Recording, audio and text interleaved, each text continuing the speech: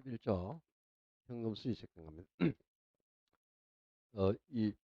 그 현금 수익 측정도 대단히 중요한 거예요. 이 수지를 측정할 수 없으면 이제 투자여부를 결정할 수 없기 때문에 당연히 중요할 수밖에 없는데, 우리가 투자를 하면은 투자 후에 내 수중에 들어오는 돈이 있죠. 그걸 현금 유입이라고요. 투자 시점에서 지출할 돈이 현금 유출입니다. 이 현금 유입이 바로 수입을 뜻하는 것이고요. 현금 유출이 지출을 의미한다. 그럼 이 수입에서 지출을 차감하면 내수 중에 남는 몫이 생겨요. 그게 현금 수지 또는 현금 흐름이라고도 하는데요. 이 수지를 측정해 가지고 이 수지가 이제 양수가 나와야 흑자가 예상가 투자를 한다는 뜻이 되겠죠. 그래서 이 수지 측정 과정은 중요할 수밖에 없는데, 용어부터 아셔야 됩니다. 현금 유출, 투자 실패에서 지출할 돈이죠. 뭐가 지출되는 거야? 투자 실패에서 나가야 될 돈이 내 주머니에서 나가는 투자 금액입니다. 바로 이 지분 투자액이 현금 유출을 뜻하고요. 그다음에 현금 수입은 두 가지가 있어요. 부동산을 구입해서 내가 보유하는 단계에서 들어오는 유입도 있고, 또 일정 기간 보유한 후 처분했을 때 들어오는 유입도 있죠. 그 보유 기간 중에 들어오는 수입이 뭘까요? 세후 현금 수지입니다. 바로 이 세후 현금 수지가 부동산을 보유해서 보유하는 기간 중에 운영을 통해서 들어오는 수입이죠. 이게 보유 기간 중에 들어오는 수입이고, 또 일정 기간 보유한 후 처분을 한다. 그럼 매각했을 때 처분 시에 들어오는 유입도 있죠. 그게 뭐야?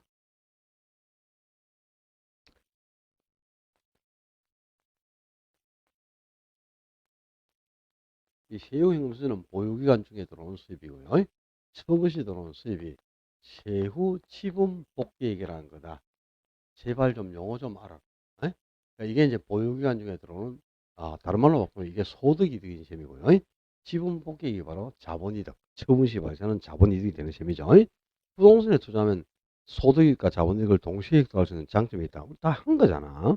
이 두 가지가 이제 유입이고, 이 두 가지에서 투자 금액을 차감하고 남는 몫이 수지예요. 이 수지가 이제 양수가 나오면 유입이 더 커서 흑자가 할 것이고, 수지가 음수가 나오면 지출이 더 크다는 뜻이죠. 그지? 유출이. 그러면 적자니까 투자해서는 안 되겠죠. 그래서 수지를 측정한 과정은 중요할 수밖에 없으니까, 이 세후 현금 수지 계산 과정하고 지분 복귀 계산 과정은 이미 여러분들이 다 암기하고 있어야 되겠지? 이거는 다 외우고 있죠. 음. 지분 복귀 계산도 외우죠. 어이, 예상되는 매도 가격에서 매도를 하려면 경비가 지출돼야 되겠죠. 경비 차감하면 부동산을 처분하고 순수 빼고 내수에 받는 금액, 순매도액이 산정되고, 또 부동산을 처분하면 빌려가지고 상환하지 못한 잔금 일시불로 변제를 해야 돼.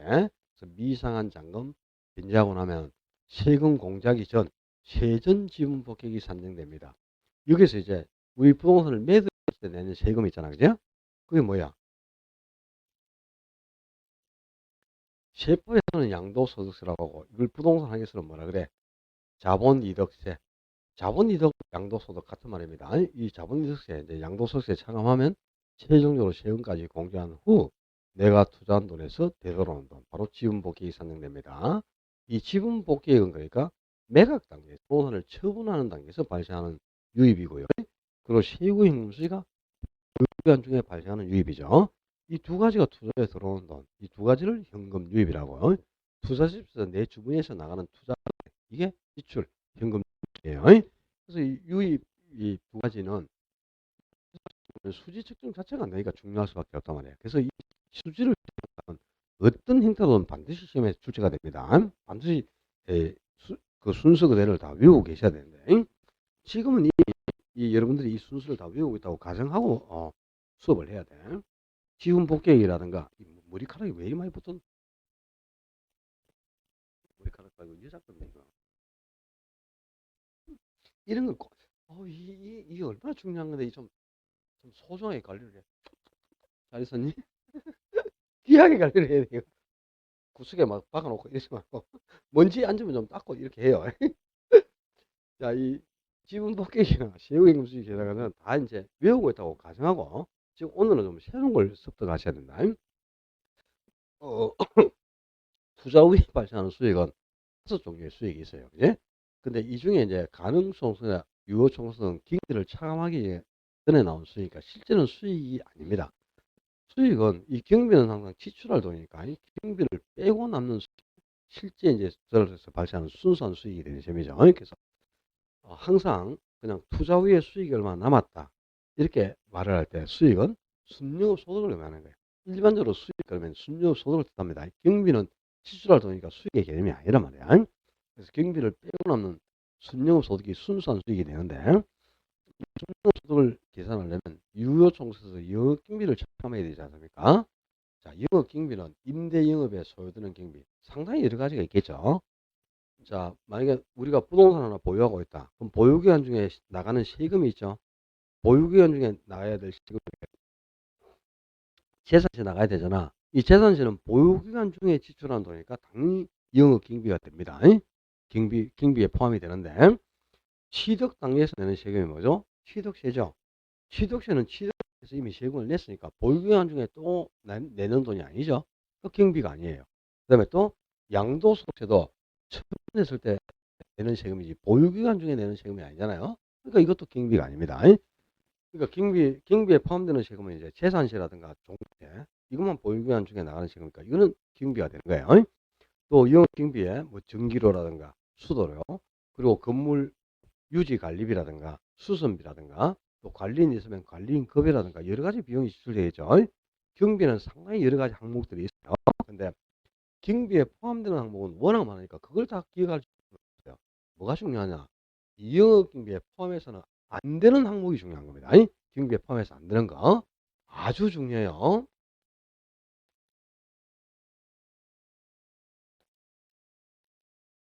포함되는 항목을 기억하는 게 아니고 포함되지 않는 항목을 아셔야 돼. 자, 봐봐요.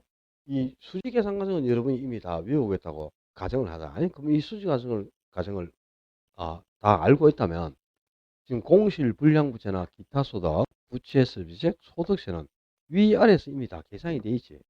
위아래에서 계산된 항목을 경비에 또 포함하면 이중으로 경비를 잡는 셈이 되죠. 그래서 이 위아래에서 계산된 네 가지 항목은 경비에 포함해서 안 됩니다. 그러면 이 수지 계산 과정 외우면 네 가지는 경비에 포함하지 않는다. 바로 눈으로 보이죠? 자, 첫째, 공실, 불량부채, 그리고 기타 소득, 또 부채 서비스. 부채 서비스액이 뭘 뜻해요? 원금과 이자를 합친 금액을 부채 서비스라고 합니다. 원리금을 부채 서비스라고 한다. 그래서 원리금, 그 부채 서비스액을 원리금 상환액이라고 하는 거죠. 그리고 또 소득세. 이 네 가지는 위아래에서 이미 계산이 되어 있단 말이야. 계산된 항목을 경비에 또 포함하면 이중계산이니까 당연히 이 계산된 네 가지 항목은 경비에 포함해서는 안 됩니다. 그리고 이거 외에 두 가지 얘기해야 되는데 부동산 자체의 감가상각비 경비로 처리하지 않아요. 그리고 양도소득세. 양도소득세는 뭐 자본이득세 아니죠, 그지? 근데 이 양도소득세는 처분 시에 내는 세금이지 보유기간 중에 내는 세금이 아니란 말이에요, 그지? 그러니까 이것도 당연히 경비가 될 수가 없죠. 자, 영업경비에 포함해서 안 되는 항목 아주 중요합니다. 이 수지계산 과정이 서술형 문제로 나올 때는 부채 수수액이나 소득세, 감가상각비는 영업경비에 포함하여 순영업소득을 산정해야 한다. 이렇게 나오는데 포함하여 하는 게 아니고 포함해서는 안 된다 그래야 돼. 영업경비에 포함되지 않는 항목이란 말이야. 잊어버리면 안 돼요. 그 다음에 세후 현금 수지를 계산하려면 세전 현금 수지에서 소득세를 찾아야 됩니다. 그럼 소득세를 계산하지 못하면 세후 현금 수지가 계산이 안 되니까 역시 측정이 안 되는 거잖아. 그러니까 소득세 계산도 중요할 수밖에 없는데 소득세를 계산할 때는 순영업 소득에서 출발해서 계산할 수도 있고 세전현금 수지에서 출발해서 계산할 수도 있습니다. 근데 주로 우리 시험에 나오는 형태는 순영업 소득에서 소득세를 계산하는 과정이 시험에 출제되니까 그걸 하셔야 돼. 이것도 역시 외우셔야 돼요. 순대 이감 이렇게 외우셔야 된다. 소득세는 소득에서 부과하는 거잖아, 그지? 순영업 소득. 소득 그러면 일반적으로 수익 그러면 순영업 소득을 의미한다 그랬지. 여기에서 이걸 부과한단 말이야, 소득세를. 근데 순영업 소득에서 내손 충당금은 세금 부과 대상입니다. 이거는 그 충당금은 순영업 소득에서 떼가지고 미리 예비해 두는 거야. 손실이 생겼을 때 손실을 대체하기 위해서. 그러니까 이건 수익에서 빼서 예비해 두는 돈이니까 수익이 이거는 당연히 과세 대상이니까 순영업 소득에 합쳐줘야 돼. 근데 부동산에 투자하면 이자 비용하고 감가상각비에 대해서는 소득공제 혜택을 부여주니까 설세 효과를 줄 수 있는 장점이 있다. 우리 지난주에 했지. 그래서 그 얘기하란 말이야. 이자하고 감가상각비 두 가지는 소득공제를 받아야 되니까 소득공제를 받아야 되니까 소득에서 빼야죠. 그래서 순이업소득에서 대충 가산하고 이자하고 감가상각비를 차감하면 세금 부과 대상 소득이 잡히죠. 과세소득이. 여기에 세율을 곱한다. 그게 바로 소득세예요. 별로 어렵진 않아. 소득세는 이거 외우셔야 돼. 당연히. 순영업 소득에서 대손증난금은 가산하고 이자와 감가상각비를 차감하면 값표가 잡힙니다. 그게 세율을 곱한 게 소득세다. 외워놓고요. 통상적으로 이 수지 계산 과정은 어떤 형태로든 한 개 아니면 두 문제가 반드시 나옵니다. 근데 보통 5년 중에 한 서너 번 정도는 계산 문제가 되고 한두 번은 이제 서술형 문제가 나오는데 서술형 문제에서는 요 영어 경비에 뭐가 포함되고 포함되지 않는을 구분에 대해서 대부분 답을 요구해요. 그러니까 반드시 기억하셔야 된다. 경비에 포함되지 않는 항목을. 계산 문제를 낼 때는 직접 우리가 이 소득세 산정 과정을 응용해 가지고 소득세를 계산해서 세후임금 수까지를 구해보라. 이게 이제 주로 계산 문제로 출제하니까 이 세후임금 수까지를 구하는 요런 거 습득을 하셔야 돼요. 자, 374쪽 가면 374페이지. 오늘 그 접목시켜주는 계산 문제는 다 우리 시험에 직접적으로 그냥 출제되는 계산 문제들이니까 반드시 숙지를 해가지고 연습해서 풀어야 된단 말이야. 374페이지 15번 문제 봐요. 15번. A 부동산의 다음 1년간 소득 및 비용 명세서를 이용해서 순영업 소득을 구하시오. 그랬. 뭐? 순영업 소득을 구하라 말이야. 근데 유효 총소득이 1억이 나와 있고요. 비용을 보니까 비용 명세가 비용이라는 게 경비를 뜻하는 거 아닙니까? 그럼 봐라. 지금 순영업 소득을 구하라 했는데 순영업 소득은 유효 총수에서 영업 경비를 차감하고 남는 게 순영업 소득이에요. 근데 유효 총수를 지금 있잖아요. 그럼 결국 영업 경비만 계산해서 빼버리면 그게 순영업 소득이다 이 말이지. 그러니까 이 문제는 영업 경비에 뭐가 포함되고 포함되지 않는가 이걸 묻고 있는 문제예요. 근데 영업 경비 그 비용 명세서를 보니까 비용이 여러 가지 있잖아. 유지 관리비, 그다음에 화재보험료 뭐 여러 가지가 있는데 유지 관리비는 경비죠. 또 화재보험료도 경비에 들어갑니다. 그리고 소득세 들어가서는 안 되지. X 소득세 X 하란 말이야. 그 다음에 전기료나 수도는 경비죠. 재산세 보유기간 중에 나가는 세금이니까 당연히 경비예요. 이것도. 근데 부채수비세 밑에서 빼고 있잖아 지금. 그러니까 소득세나 부채수비는 위아래에서 다 계산을 하니까 경비에 포함해서 안 된다 그랬잖아 이거 그지? 그러니까 요 두 가지만 이제 경비가 아니고 나머지는 다 경비죠. 그러면 이제 부채수비세고 소득세를 제외한 나머지가 경비니까 나머지를 전부 합쳐봐. 응? 전부 합쳐보면 2천만 원 더하기 300 하면 2,300에다가 200, 300 합치니까 2,800. 그게 재산세 2,000 합치면 4,800이죠. 그럼 영업경비가 4,800이라는 뜻이니까 유효총수에서 영업경비 빼면 순이업소득은 5,200만 원이 된다 이런 뜻이지. 이건 아주 뭐 이게 계산하는 문제가 아니에요. 실제는 이게 계산 문제가 아니고 영업경비에 뭐가 포함되지 않는가를 묻고 있는 문제입니다. 실제. 이 자체를 가지고 지금 계산 문제도 한 문제를 내고 있잖아요. 그러니까 영업경비에 포함되는 항목이 뭔가 포함되지 않는가 아주 중요한 겁니다. 이거는 주로 시험에 나오면 순영업 소득을 산정하기 위하여는 부채수입세과 소득세, 감가상각비는 영업경비에 포함하여 산정을 한다. 이렇게 나와. 포함되지 않아야 한다 그래야지. 지문으로 등장할 때는 그렇게 나온단 말이야. 경비에 포함해서 안 되는 항목입니다. 포함되는 게 아니고. 잊어버리지 말고요. 16번. 어느 회사의 1년 동안의 운영수지다. 세후 현금수를 구하라. 뭐? 세후 현금수를 계산하라. 그럼 세후 현금수지는 여기서부터 쭉 출발해가지고 결국 맨 마지막에 나오는 게 세후임금수니까 세전임금수에서 소득세를 빼고 남는 게 세후임금수지 아닙니까? 여기까지를 계산한 건데 자 가능소득이 4,800 공실은 가능소득의 5% 그리고 영업개비가 240만원 부채수입세 중에 원금이 200만원 이자가 800만원이라고 했고 감가상각비가 200만원이다. 그리고 세율은 20% 소득세가 이 세후임금수가 얼마냐 계산해봐. 가능소득이 4,800이라 그랬어요. 그리고 공실은 가능소득이 5%, 그러니까 4,800이 5%면 40이 되겠죠? 이거 뺍니다. 기타 소득 없어요. 그럼 유효소득은 4,560만 원이 계산됐고 여기서 영업 경비가 또 240만 원이다 그랬어.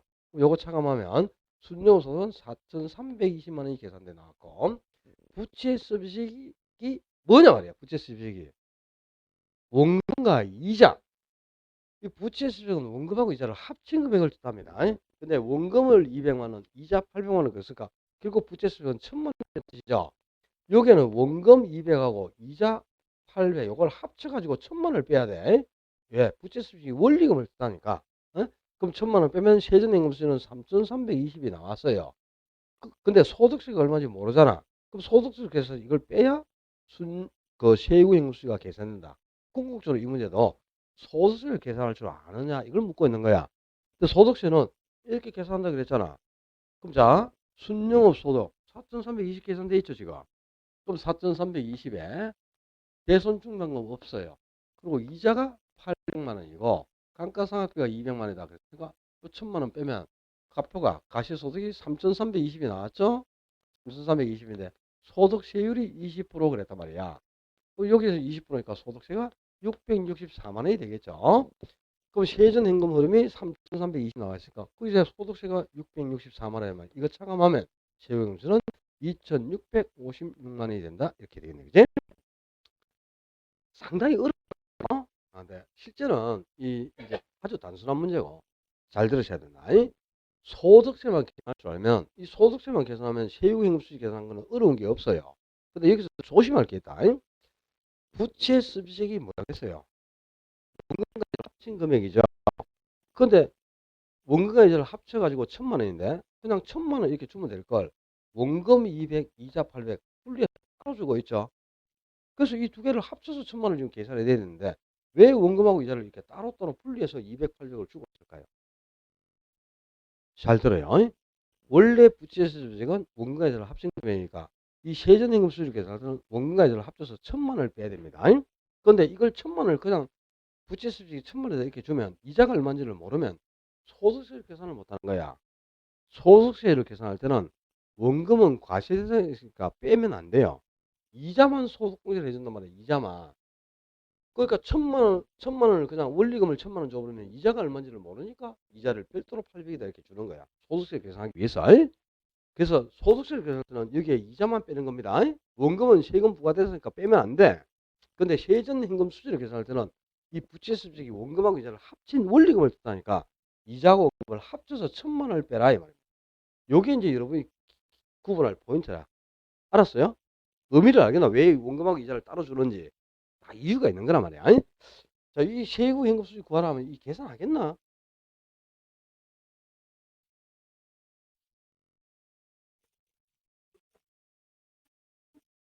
똑같이 40문제를 갖다가 50분 주고 푸는 건데 누구는 풀고 누구는 못 푸는 실력이 없어서 못 푸는 거지 뭐 시간이 없어서 못 푸는 푸는 사람은 시간이 있어서 푸나 시간 안배를 잘해갖고 실력이 있으니까 푸는 거지 실력이 없으면 실력이 없는 거지 무슨 시간이 없기는 시간은 다 똑같이 50분인데 왜 없어 30분에 뭐 당신들은 30분 만에 풉니까 똑같이 50분 풀지 시간이 없다 이런 소리 하지 마라 실력이 없는 거지 연습하면 다 푼다 1분 걸릴 거 없어요 그냥 그 박스 속에 있는 거 그대로 그냥 대입해 가는 거야.